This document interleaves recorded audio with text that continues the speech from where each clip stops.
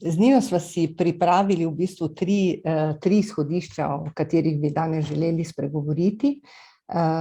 Predvsem bi želeli narediti navezavo, kako radovednost oziroma kako od radovednosti do motiviranosti za branje, znotraj česar bi želeli posebej izpostaviti glavne značilnosti motiviranosti za branje, torej kaj vpliva na motivacijo, katere so značilnosti motivirajočih in v bistvu predvsem bi želeli tudi povedati, kako izbira bralnega gradiva spodbudi motiviranost za branje.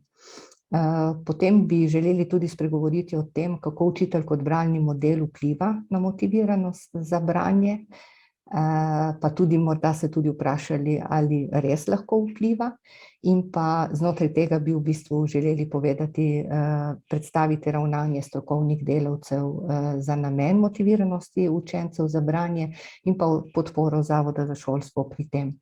In pa na koncu predstaviti še nekaj strategij za spodbujanje motiviranosti za branje, posebej bomo izpostavili skupno branje, o katerem je v zadnjem času tudi veliko govora, in pa v bistvu povedali tudi velik pomen tega skupnega branja v šoli. Izhodišča našega predavanja so tudi projekt Objem, v katerem v bistvu zelo pridno oblikujemo didaktične pristope, ki razvijajo in uvajajo gradnike bralne pismenosti, med katerimi je tudi motiviranost za branje. Med udeleženci sem videla tudi vodje projektnih timov, ki sodelujejo v projektu Objem, morda se bodo na koncu tudi oglasili. Potem izhodišča naša so tudi seminarji, ki jih izvajamo, delovna srečanja in v bistvu vsa podpora učiteljem razrednega pouka. Poleg tega bi pa z velikim takim navdušenjem predstavili sodelobralnico, ki je neke vrste bralni klub za učitelje razrednega pouka in jih redno izvajamo, in pa tudi spletno učilnico sodelovalnica razredni pouk, kjer je veliko primerov v bistvu, ki so namenjeni tudi spodbujanja branja.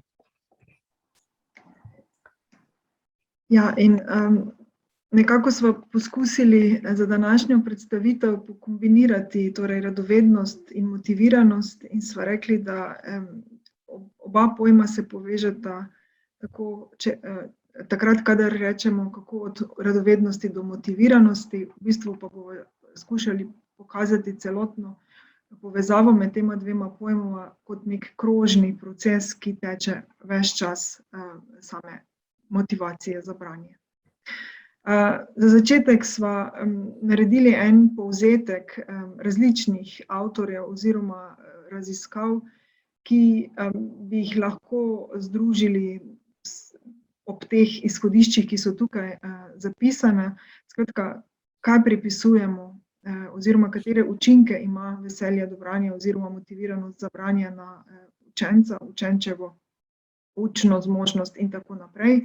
Govorimo o torej, tej krepitvi možganske moči, potem o izboljšanju komunikacijskih veščin, učenju o svetu okrog sebe, krepitev besedišča, razvijanje kreativnosti, domišljije.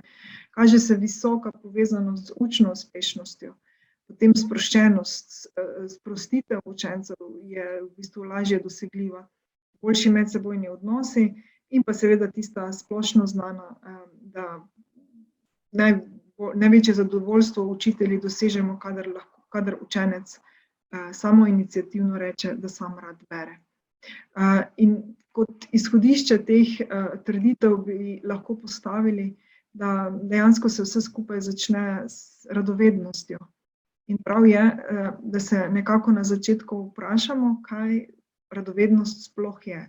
Nekako ta pojem vsi uporabljamo.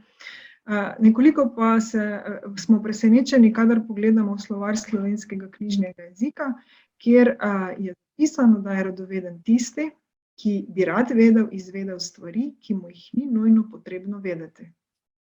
In kadar to trditev postavimo v neke šolske okoliščine, se nam lahko hitro stvar zazdi velik izziv, kajti v šoli običajno je učitelj tisti, ki pove, kaj je treba vedeti, zdaj pa je treba učenca pripeljati do tega, da bo želel vedeti nekaj, kar mu v bistvu ni zapovedano.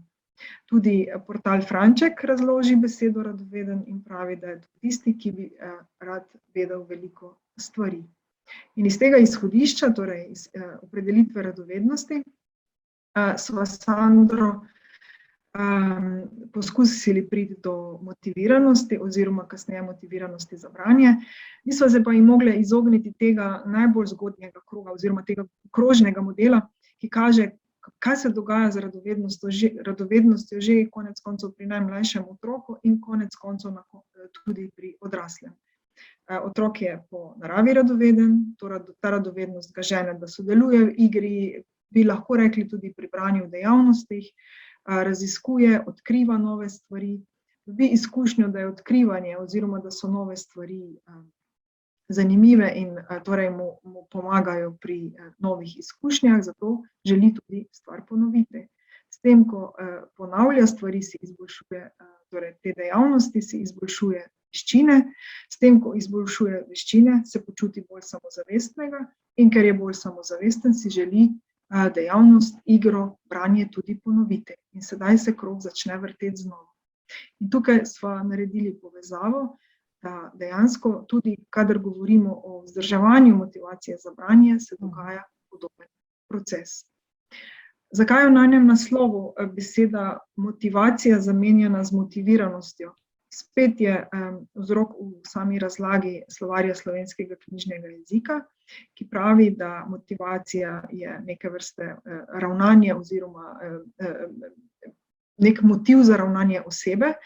Midve sva se pa bolj vezali na opredelitev, torej motiviranosti, ki ima lepo zapisano, torej razloženo, da je to lastnost, značilnost motiviranega oziroma obrazložitev, poučevati motiviranost za učenje, za današnjo priložnost bi rekli branje.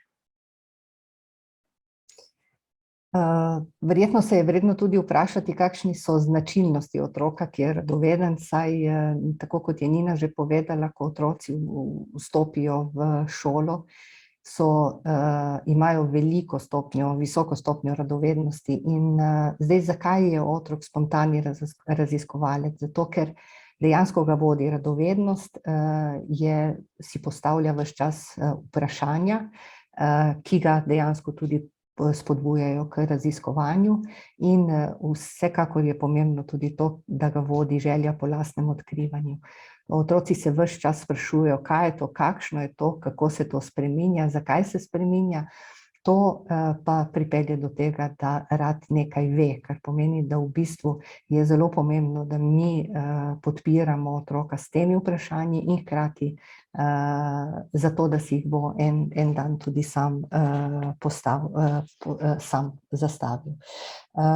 Pa si sedaj samo poglejmo, kako iz radovednosti do znanja oziroma kako začnejo v bistvu otroci oblikovati svojo pojmovno mapo. V bistvu otroci gradijo in oblikujejo svoje znanje vedno v interakciji z drugimi, to pomeni z drugimi ljudmi, predmeti in snovmi. Interakcija se v bistvu v prvem koraku začne z neke vrste radovednostjo, ki se pa potem ta sama interakcija v bistvu spodbuja potem ponovno radovednost. In dejansko je najboljši način za spodbujanje otrok vzbuditi pri njih radovednost, nato pa organizirati okolje, ki v bistvu ponuja raznovrstne odgovore na njihova vprašanja.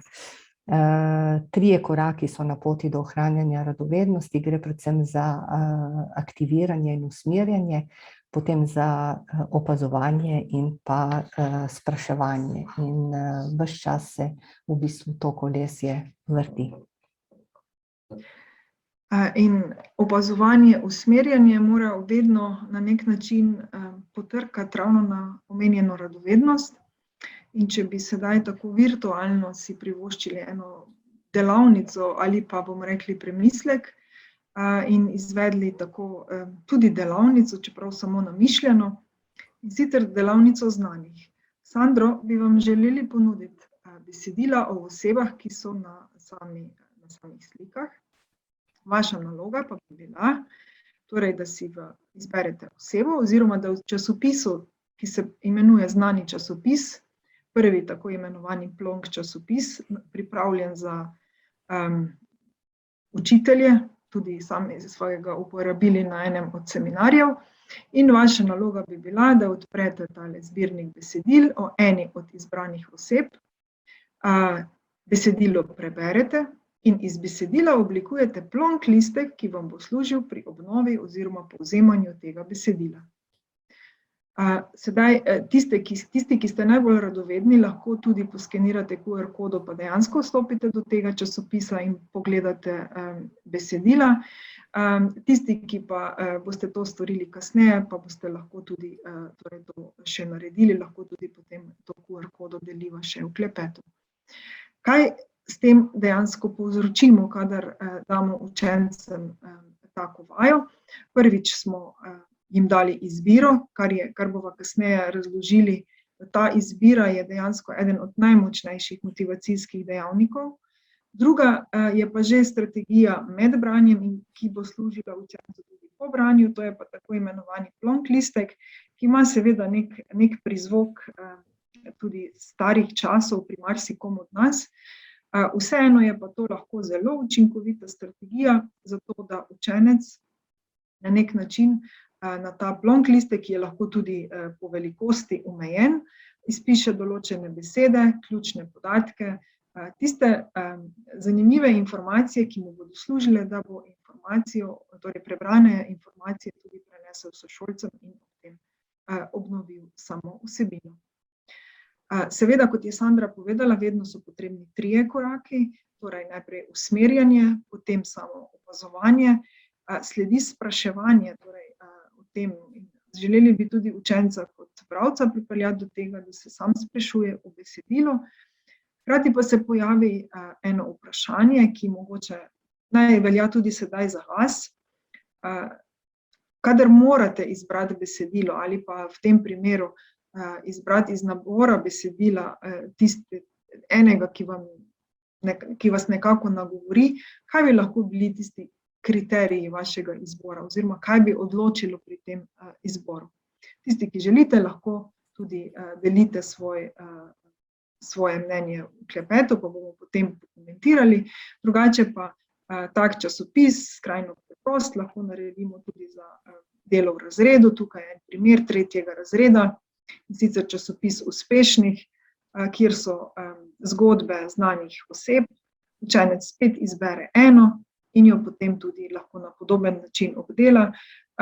Hkrati je pa to lahko krasna iztočnica za to, da potem po branju teh neumetnostnih besedil oziroma lahko so opisi, lahko so dogodki, kakorkoli, izpeljemo pa potem tudi tvorjenje besedila, kot je na primer nadaljevanje tega časopisa ali pa nova številka časopisa, naši uspehi ali pa uspehi našega razreda in tako naprej. Tako da tudi sam izbor besedila in pa ta izbira ima velik pomen, o čemer pa, kot sem rekla, bomo še govorili. Pri izboru besedil so zelo pomembni motivi, zakaj smo neko besedilo izbrali. Sedaj se pa postavimo nekaj ključnih vprašanj, ki se najpogosteje pojavljajo oziroma porajajo. Kdo skrbi za motivacijo, od kod prihaja motivacija, ali je prirojena, ali jo spodbujajo starši, bratje, sovrstniki, učitelji, kako motivirati mlajše bralce v času pouka na daljavo, morda tudi 2 besedi, katere so značilnosti motivirajočih, kaj delajo učitelji za motiviranost učencev, katere strategije vključiti za učence, pri katerih zaznamo odsotnost motiviranosti za branje in pa ali se lahko motivacijskih pristopov naučimo. Ko se pogovarjamo z učitelji na prej omenjenih usposabljanjih o temi motiviranosti, velikokrat vzamemo kot iztočnico tudi vprašanje ali pa pogosto izraženo trditev, da učenci niso motivirani za branje, in vzamemo to kot nekaj, kar je dano. Potem pa, ko pogledamo različne raziskave oziroma tudi različne avtorje, ki se ukvarjajo s tem področjem in jih ni malo, pa ugotovimo, da je treba na motiviranost za branje pogledati precej drugega oziroma povsem drugega zornega kota. Pa da bi to lahko nekoliko pobližje predstavili, samo nekaj iztočnic iz različnih raziskav oziroma različnih avtorjev. Vsi vemo, da so otroci v vstopu v šolo večinoma motivirani tako za branje kot za učenje in v bistvu izražajo neko željo čim prej se naučiti samostojno brati. Kakor hitro se to branje začne sistematično tudi učiti oziroma uriti, pa se začnejo pojavljati tudi prve razlike ali pa večje razlike pri učencih sami motiviranosti. Opaža se nekje, da tam med 3. in 4. razredom se pa ta motiviranost najbolj nekako prelomi in zato je v teh obdobjih, nekako rizičnih obdobjih, treba biti še toliko bolj pozoren na izbiro strategij dela z učenci. Drugo izhodišče, da na motivacijo ne moremo gledati kot na nekaj, kar je vključeno ali izključeno, ali kot, če povemo tako običajno, kot navadno tudi v vsakodnevnem jeziku rečemo, motivacija ni na on ali na off, ampak je v bistvu zelo večplasten, dinamičen proces, na katerega vplivajo mnogi dejavniki. In tisto, kar se lahko učitelj vpraša, kasneje skušali tudi pokazati, je predvsem to, da učitelj odgovarja na vprašanje, s katerimi pristopi pa dejansko jaz lahko vplivam na to motivacijo. Potem motivacija je indikator življenjske uspešnosti, to se je pokazalo v večjih raziskavah, najbolj pa tudi pri kontekstu raziskav, ki so se ukvarjali z nadarjenimi učenci oziroma z učenci, ki zmorejo več. Velja torej o motivaciji na splošno, ne samo motivacija za branje. Dr. Juriševičeva je že nekaj let nazaj opozorila na pojav torej učno bolj nemotiviranih deklic in bolj učno pasivnih dečkov. To je pač ena specifika. Sedaj v času pouka na daljavo bi lahko k tem ugotovitvam dodali še tudi druge iztočnice in ugotovitve, ker ta čas je nekako pokazal, da so se pojavile še tudi druge razlike. Ena od pomembnih reči, o kateri beremo tudi v zbirki povzetkov raziskav o naravi učenja, pravi, da tisti učenci, ki verjamejo, da so kos določenim izzivom na nekem področju, izbirajo zahtevnejše probleme, vlagajo več truda, vztrajajo dalj časa in izbirajo ali pa vztrajajo pri predmetih, ki niso obvezni. Torej, tudi kadar ima učenec pred sabo neko besedilo, knjigo, karkoli, ki mu že na prvi pogled daje vtis, da tega ne bo zmogel, je tukaj zelo mala verjetnost, da bo učenec se skozi to branje prebil na nek način, ki bo zanj tudi motivirajoč. Potem učenci, ki berejo več, so tudi boljši bralci in z več branja se v bistvu izboljšajo tudi bralne zmožnosti. Tukaj imamo tudi novejše raziskave, ki to potrjujejo, bi pa lahko tukaj mogoče uporabili tisto nekoliko skrajno trditev ali pa že oziroma velikokrat izpostavljeno tezo, da je velikokrat v šoli tako, da nizka stopnja bralne zmožnosti oziroma lahko rečemo tudi motivacija za branje običajno tudi potem kaže na slabše ali pa nižje učne rezultate. In pa potem še tale, da za vzdrževanje tega, da otrok bere več, je ključnega pomena ravno ta motivacija. Saj tudi otrok, ki ima visoke kognitivne zmožnosti ali pa predispozicije, če ni v okolju, ki to spodbuja ali pa nima teh možnosti, torej ne bo bral, če ni motiviran. Gre za to, da so učenci različno motivirani in sicer za različne načine in za različne vsebine. In to je tudi en pomemben vidik, o katerem bomo še v nadaljevanju v kontekstu motivacije govorili. Na koncu bi pa še izpostavili raziskave, ki jih je omenil tudi dr. Saksida, in sicer primer Norveške, ki je v bistvu največ delala oziroma se ukvarjala tudi s projekti za izboljšanje branja zaradi po njihovi oceni povprečnih rezultatov tam leta 2000 in kaj so bile tiste ključne ugotovitve. Najprej, da je treba narediti prostor branju, in to v nekem daljšem obdobju in tukaj tudi z učitelji veliko govorimo o tem, kako narediti znotraj šolskega dneva, šolskega tedna ali kakorkoli prostor za to branje, da je to stalno, da je načrtno in tako naprej.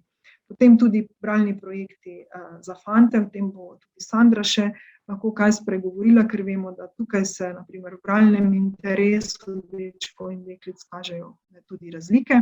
Potem uvedba nacionalnih preizkusov branja, medpredmetna promocija znanja o pismenosti, seveda nov kurikul, in pa tisto, kar mogoče je ključno pri tem zapisu oziroma pri teh iztočnicah iz Norveške, je pa ta, da ni učinkovitih kratkoročnih pristopov. In naprimer na zadnjem seminarju, ki smo ga izvajali s Sandro, je ravno to bila eden od tistih poudarkov, ki so ga učitelji posebej izpostavili, da se pri vseh akcijah za izboljšanje motiviranosti za branje treba zavedati, da s kratkoročnimi, enkratnimi dejavnostmi v bistvu ne dosežemo prav veliko. In še to bi dodali k tem raziskavam, da visoka stopnja motivacije pri učiteljih se običajno nanaša tudi na visoko stopnjo motivacije pri učencih. Učiteljevo navdušenje za učenje, midve vedno rečemo branje, in seveda vsebino tega je pomemben dejavnik motiviranosti učencev. In to, kar tudi preseneča, da vključevanje učiteljev v nadaljnje izobraževanje je prav tako eden od pomembnih dejavnikov motivacije. In zato na začetku postavljava eno tako tezo, ki jo v nadaljevanju tudi skozi primere skušava potrditi, in sicer, da motivacija ni vzrok, ampak je posledica. Torej, tiste dejavnosti, tiste strategije, ki jih jaz kot učitelj izbiram, vplivajo na to, kaj se bo zgodilo na drugi strani oziroma kakšen bo odziv učenca.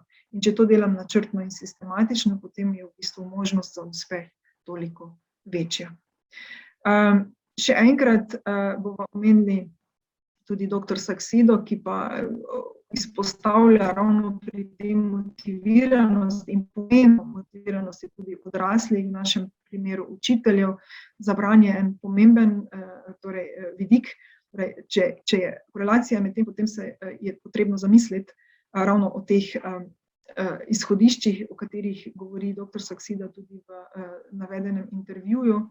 Namreč, da OECD pravi, oziroma rezultati kažejo, da skoraj 20% Slovencev med 15 in 65 letom manjkajo veščine, kot sta bralna pismenost in računanje, potem navaja primerjave.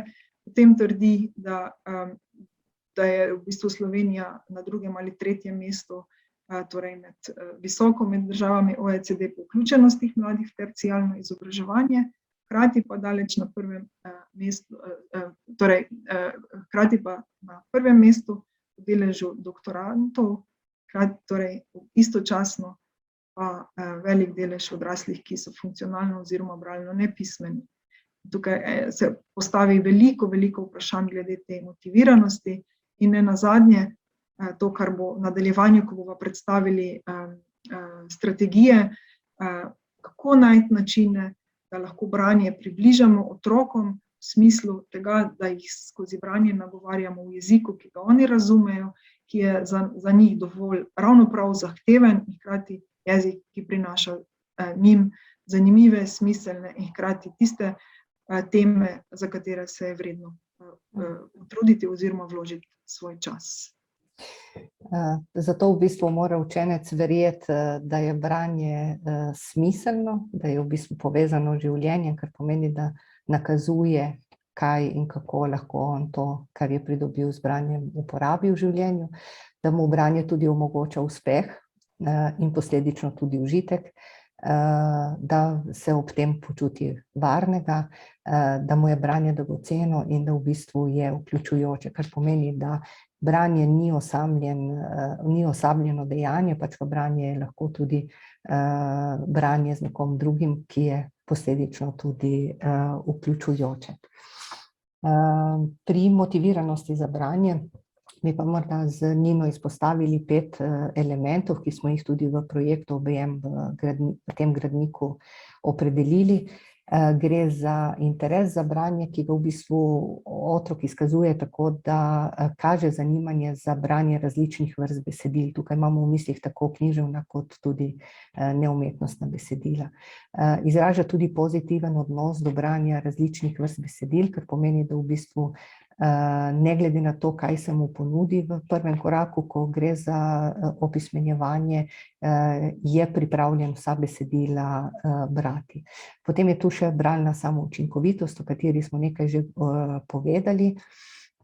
Takrat, ko imam jaz občutek, da bom zmogla nekaj prebrati, se bom verjetno tega branja lotila nekoliko drugače, kot če mislim, da to ne bom zmožna narediti, in hkrati tudi bo to vplivalo na moje ponovno, da se bom tega še lotila. Potem je izbira tiskanih in drugih virov, glede na namen branja in pa uporaba različnih lokacij, znotraj katerega gre v bistvu za uporabo, predvsem v našem primeru šolske knjižnice. In še nekaj je, če bi sedaj še povedali nekaj. Priporočljivo je, da se v šoli bere 10 do 15 minut vsak dan, zato ker v bistvu je to tista rutina oziroma tisti trenutek, ko se branje dejansko razvija. Po eni strani tehnika branja, po drugi strani pa tudi razumevanje prebranega. In zdaj, če bi vas z Nino ponovno vprašali, kaj bi izbrali za teh 10 minut branja, zakaj bi ravno to izbrali in česa ne bi izbrali, bi verjetno v ozadju spet pridobili velike razlike v vašem izboru, ki so vedno vezane na vaš interes in dejansko potem posledično tudi na motive za branje.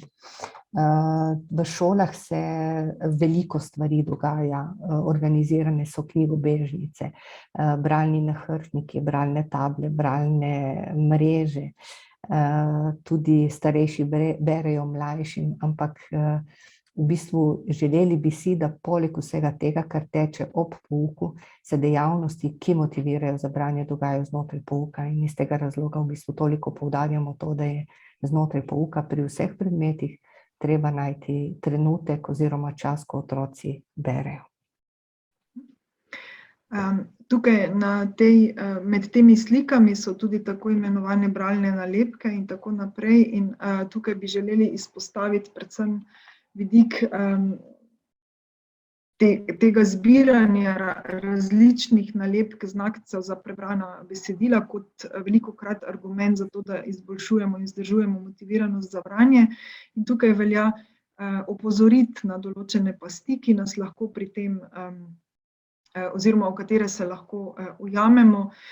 Vemo, da tako zbiranje nalepk je lahko motivirajoče za tiste učence, ki že tako radi berejo oziroma ki so že učinkoviti bralci.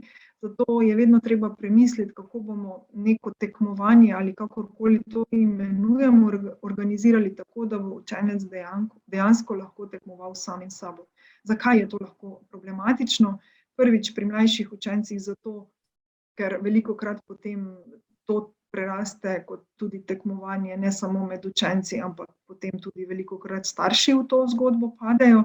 Drugič pa zato, ker vsako tekmovanje, vsaki tekmovalni situaciji ali pa v nekem beleženju nečesa, kdo bo več ali kakorkoli to imenujemo, gre za to, da se pojavijo razlike med učenci uspešnosti. In kot pravi doktor Požarnikova, v vsakem tekmovanja se z veseljem lotijo tisti, ki upajo oziroma ki verjamejo, da so lahko v tekmovanju uspešni. V bistvu boljši postanejo boljši, slabši, šibkejši, pa v bistvu lahko še šibkejši, kot če tega tekmovanja sploh ne bi bilo. Zato sva želeli opozoriti tudi na to in predvsem na vidik, ki ga velikokrat z učitelji izpostavljamo, torej kako organizirati to branje tako, da ima otrok možnost deliti, kar je prebral, hkrati pa na nek način tekmovati tudi sam s sabo ali v skupini in tako naprej. Vse te akcije, ki jih je Sandra omenila, se pojavljajo v naših šolah, postavijo tudi pred nas eno vprašanje. Ali je tudi v preteklosti bilo potrebne toliko akcije za branje, oziroma ali so učenci bili enako ali drugače motivirani za branje kot danes, ali so tudi takrat v nekih drugih časih bile razlike za motiviranosti velike, manjše, drugačne, kaj je vplivalo na to. In če se spet naveževa na različne avtorje, mi da bomo spet citirali dr. Požarnikovo, ki pravi, da je v vsaki situaciji, lahko govorimo o neke vrste 5 skupinah motiviranosti med učenci, pa bomo to nekako spet dali v kontekst branja. In sicer imamo nemotivirane, torej tiste, ki zahtevajo od nas neko posebno pozornost, torej kaj bo zdaj to motiviranost pri njih sprožilo. Potem so zunanje motivirani učenci, ki jih motivira predvsem strah ali pred kaznijo ali neuspehom, karkoli. Torej, to so lahko velikokrat učenci ravno, če jih povežemo s prej omenjenimi nalepkami in tako naprej, ki to naredijo zato, ker se bojijo, da bi bili zadnji ali da bi sledila kako opozorilo ali kaj podobnega. Potem so učenci s ponotranjeno motivacijo, ki vestno opravljajo naloge, ki jih dobijo, so pa seveda močno odvisni od teh zunanjih pobud in pa priznanj. Torej, velikokrat so to učenci, ki storijo vse, kar jim reče učitelj, in zato potem tudi pričakujejo neko nagrado, spet bi lahko povezali s prejšnjimi primeri.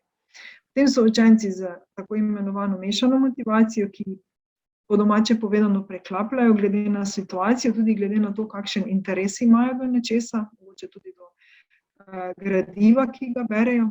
In nenazadnje so učenci, ki so notranje motivirani, ki pa, če spet damo primer iz branja, berejo ne glede na to, ali mi to navodilo damo, ali mi pričakujemo to od njih, tudi na nek način izbirajo večbralnega gradiva, različno obsežno gradivo, tudi radi govorijo o tem, kar preberejo, in dejansko bi si želeli, da bi bila ta skupina zadnja najmnožičnejša v naših šolah.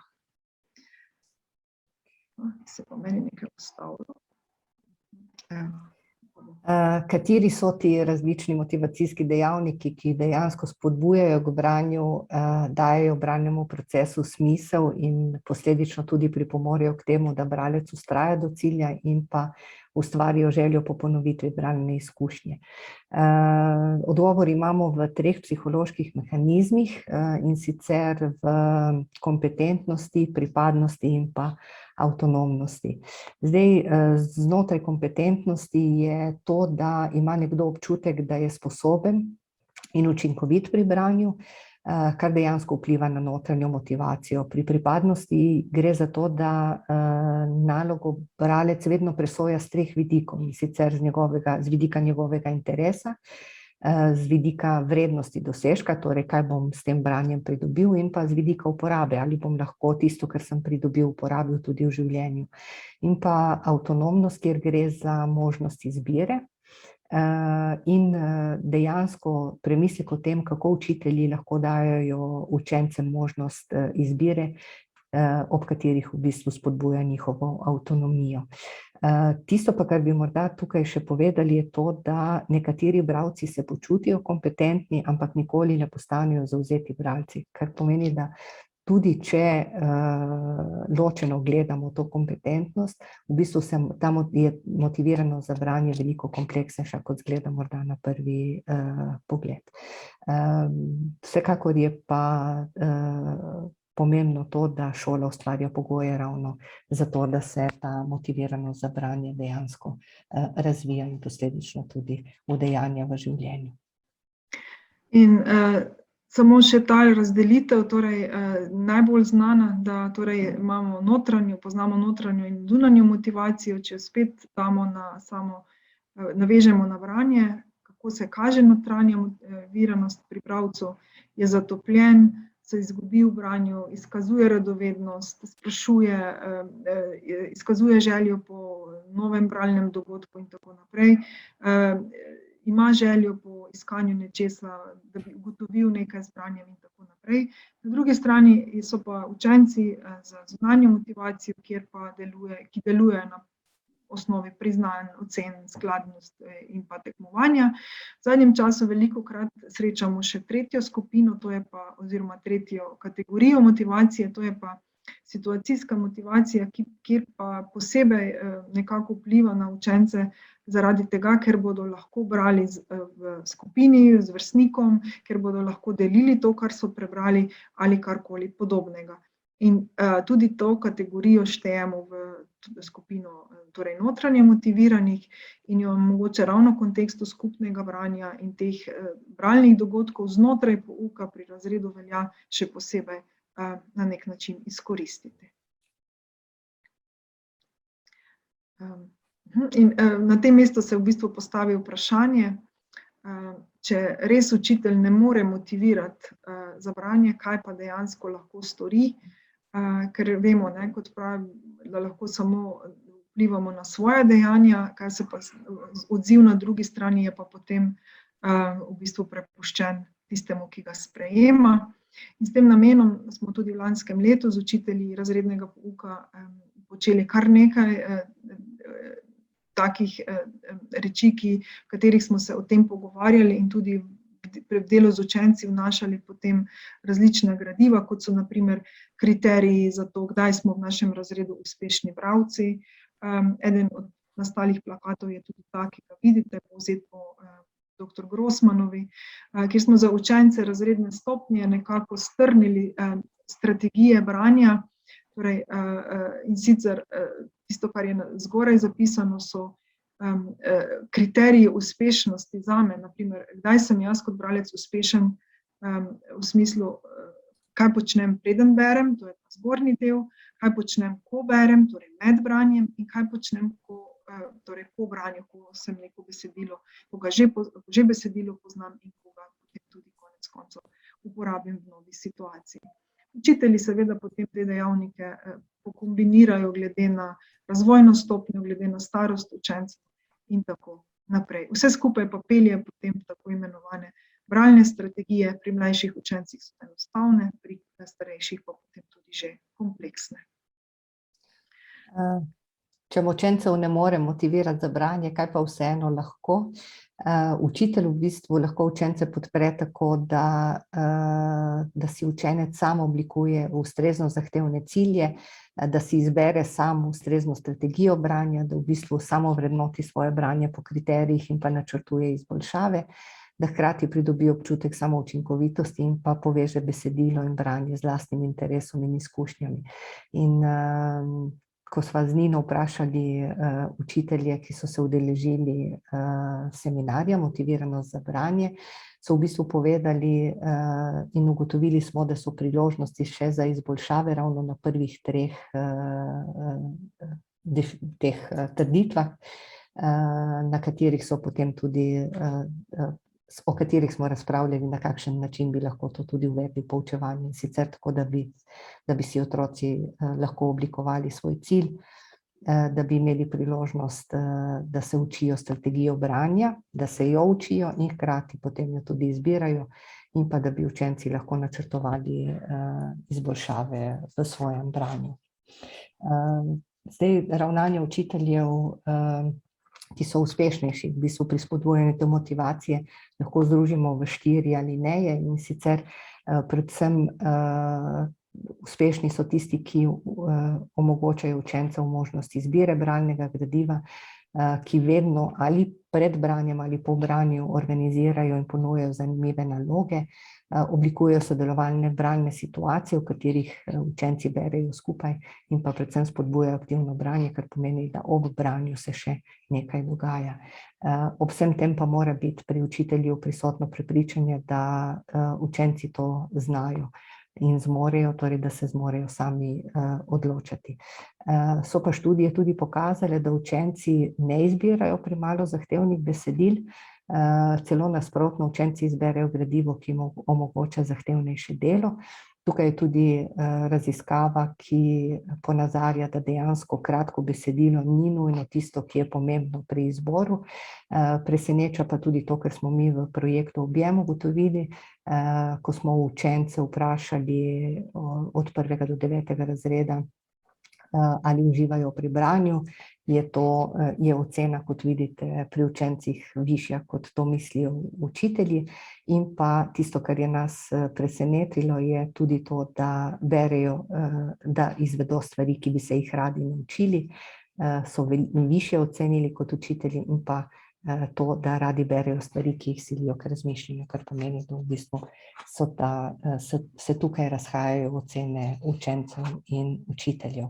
In če bi sedaj morda še nekaj povedali o strategijah, o samem motiviranosti za branje, bi najprej z Nino želeli povedati, da v bistvu bralni pouk neke vrste vaja, branja, razčlenjevanja besedila in pa izražanja mnenja o prebranem. Ne bi si želeli, da v bistvu razumemo bralno motivira samo kot tisto, ko nekaj berem, pač pa veliko se mora zgoditi tudi pred branjem in po branju in organizacija različnih bralnih dogodkov nam to tudi omogoča. Pri tem bi z Nino izpostavili v bistvu 5 pomembnih strategij motiviranja za branje. Gre za tako imenovano skupno branje, potem je zagotavljanje izbire pri branju, pokazati pomen branja, uskladitev besedila z bralnimi in drugimi zmožnostmi učencem in pa omogočiti učencem veliko branja v šoli. Če bi povedali nekoliko več o tem, in sicer kako se to skupno branje razvija od 1. do 5. razreda. Najprej bi želeli povedati, da to skupno branje pomeni prebrati besedilo skupaj še z nekom in po prebranem tudi nekaj narediti. Lahko to začnemo tako, da beremo in rimamo besede, ali da sošolca prebereta isto besedilo, pa potem morda naredita tudi povzetek. Morda tudi tako, da preberejo isto besedilo, pa izpišejo 3 ključna sporočila, ali pa skupine 4 članov oblikujejo mnenje o neki temi, napišejo besedilo in predstavijo drugi skupini. Ena od takih strategij, ki gre v to obliko, torej z učitelji nekako smo opredelili 4 tipe skupnega branja, 2 bi samo želeli omeniti. Prva je tako imenovano recipročno branje, ki se vedno bolj uveljavlja tudi v razredih, pomeni, da skupaj beremo, pogledamo naslov in potem zraven predvidevamo, se sprašujemo, vizualiziramo, povzemamo, povežemo. Ali bom mogoče na primeru tole najlažje pokazala primer. To je en tak plakat, ki vodi učence pri tem razmišljanju.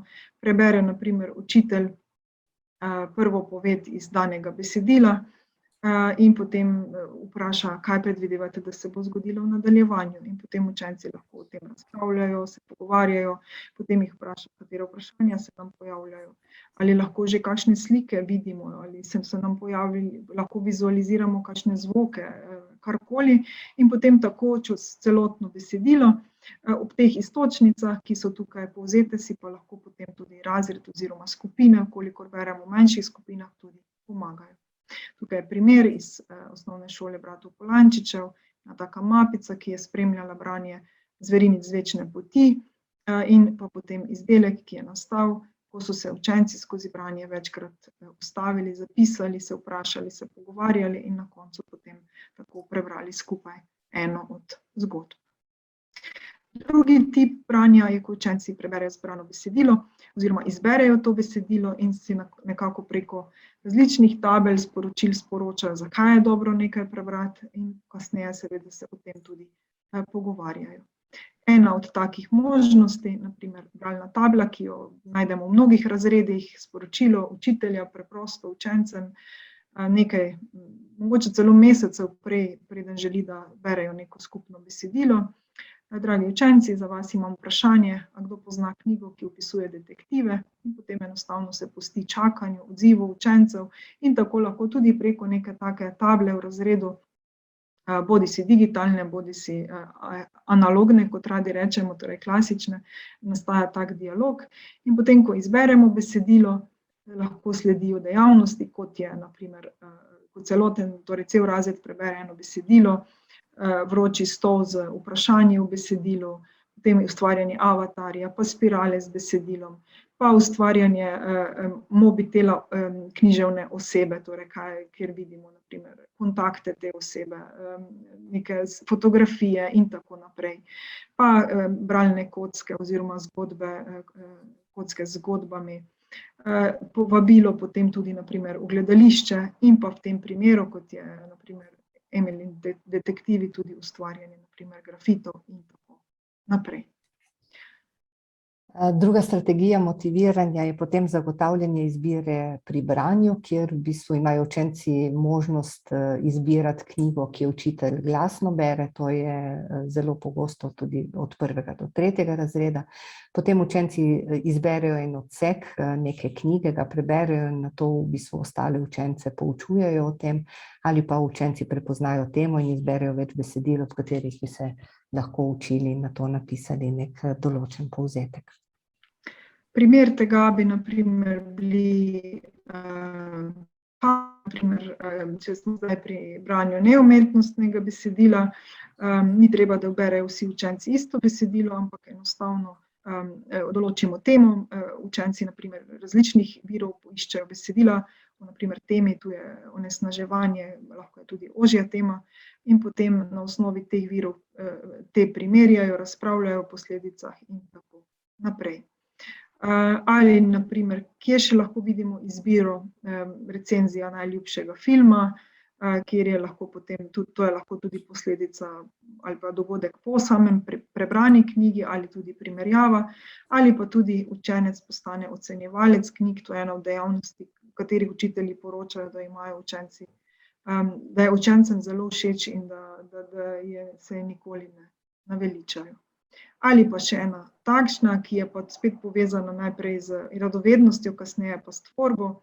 Učencem pokažemo nekaj zanimivih trditev, mogoče tudi vas, katera nagovori, in naprimer, če so vse te trditve povezane z živimi bitji, naprimer živalmi ali človekom, karkoli, potem samo vprašamo, o čem bi želel izvedeti več, in enostavno ta trditev, ki je učenca navdala z radovednostjo, vodi v novo branje, iskanje novih informacij in kasneje seveda tudi v tvorbo novega besedila, mogoče potem kasneje tudi celo predstavitev sošolcem tega, kaj sem izvedel ob tem naslovu, naprimer gorile ne znajo plavati, novega, dodatnega in kaj bi želel deliti z vami. Gre za strategijo, preberi, izberi in poišči več. Tu je še en tak zapis, kako si lahko učitelj na kratko načrtuje v tem sklopu živa bitja, naprimer, hkrati tudi razmišlja o strategijah motiviranosti, kako bo učence od te aktivacije z zanimivimi dejstvi preko branja pripeljal tudi do same predstavitve. Naslednja strategija je strategija pokazati pomen branja. To v bistvu učitelj glasno bere zgodbo, nato učenci navedejo eno stvar, v kateri so uživali, ali pa učenci preberejo stran v enciklopediji, tako da sporočijo sošolcu eno neverjetno dejstvo, kjer gre v bistvu precej usmerjeno branje, ali da učenci navajajo, kako so se naučili slike v primerjavi s stranjo z besedilom v isti temi. Naprimer, ena od takih, spet zelo popularnih, če nekaj berem, je možnost, torej pomeni, da lahko to delim tudi s sošolci in uporaba tudi ene znane aplikacije, ko učenci nekaj, kar so prebrali, ali pa nek zanimiv dogodek, delijo s sošolci tudi tako, da ustvarijo to prelomno oziroma zanimivo novico. Ali pa, če znam prebrati, lahko sodelujem tudi v pogovorih o zanimivih aktualnih temah, pišem nasvete in konec koncev tudi iščem nove vire. Četrta strategija je v bistvu uskladitev besedila z bralnimi in drugimi zmožnostmi učencev. Zato imamo v bistvu kar nekaj strategij, gre za pregled zahtevnosti besedišča v besedilu ali pa pogledati, kaj je namen besedila, ali pa morda tudi pomoč pri izbiri bralnega gradiva.